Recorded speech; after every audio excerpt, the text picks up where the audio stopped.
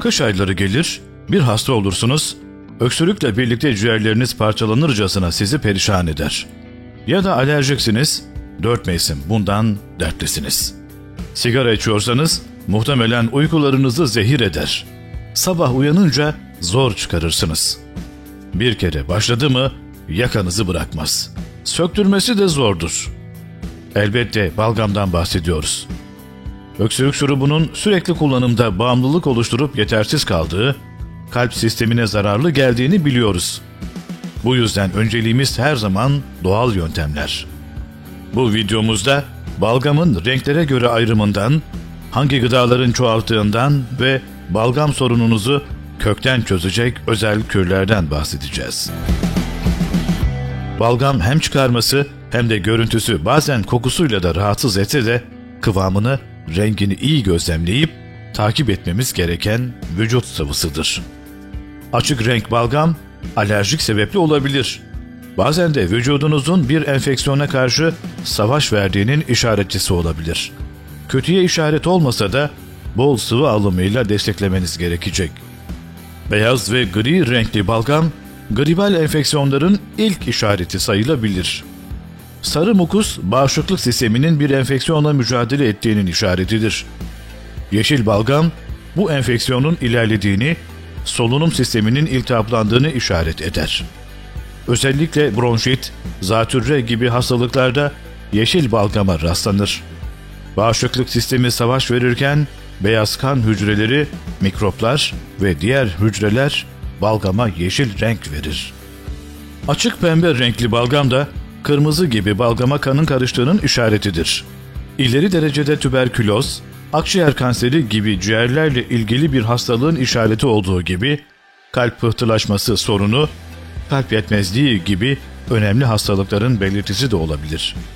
Kahverengi balgam daha önceden meydana gelen kurumuş bir kan belirtisi olabilir. Siyah balgam, ciğerlere zararlı tozların oluştuğu iş ortamında çalışanlar, aşırı sigara içenlerde görülebilir.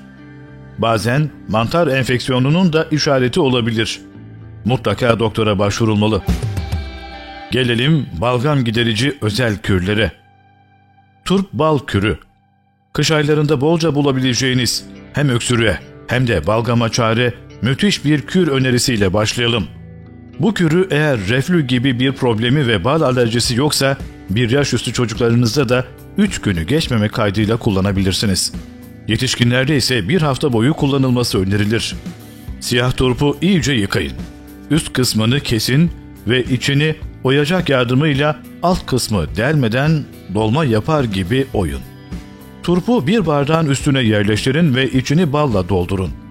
Acıdan rahatsız olmuyorsanız karabiber de ekleyebilirsiniz. Ve kesip ayırdığınız turpun kapağını da üstüne kapatın. Bu kürü akşamdan hazırlayıp 12 saat geçmesini bekleyin.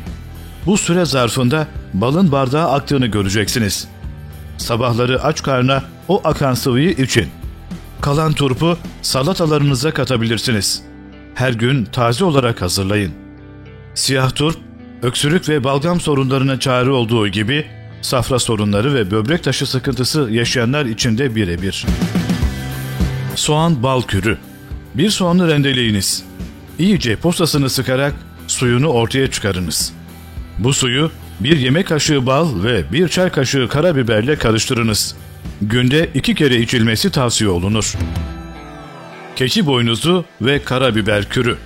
Keçi boynuzu pekmezi ya da keçi boynuzu kürünü taze çekilmiş karabiberle karıştırın. Bu kür özellikle alerji kaynaklı öksürük ve balgam şikayetlerinde de oldukça etkilidir. Bal ve acı biber şurubu. Bal, zencefil ve acı biber kullanarak yapacağınız balgam söktürücüyü öksürüğünüzü azaltmak ve burun tıkanıklığınıza son vermek için kullanabilirsiniz. Grip, astım, bronşit gibi hastalıkların tedavisinde kullanılır. Malzemeler şöyle: su bardağının çeyreği kadar elma sirkesi, 1 limon suyu, 3 yemek kaşığı doğal bal, 1 yemek kaşığı zencefil tozu, yarım yemek kaşığı acı biber. Hazırlanışı ise şöyle: elma sirkesini bir kaba koyun ve ardından limon suyu, bal ve zencefili tahta bir kaşıkla karıştırın. Kısık ateşte bekletin. Karışım kaynamadan acı biberi ekleyin ve ocaktan alın. Soğuduğunda temiz bir cam şişeye boşaltın. Günde 1 ya da 2 yemek kaşığı tüketin. Tüketimini kolaylaştırmak için suyla karıştırıp içebilirsiniz. Profesör Doktor İbrahim Saraçoğlu'nun balgam söktürücü kürünü de deneyebilirsiniz. Kürün malzemeleri şöyle: 1 tutam hatmi çiçeği, yarım bardak süt. Hazırlanışı ise şöyle: sütü bir kaba koyup kaynatın. Sütün içine hatmi çiçeği koyun. Demlenmesini bekleyin. Ilık bir şekilde tüketin. Bu karışımı günde 1 kez kullanabilirsiniz.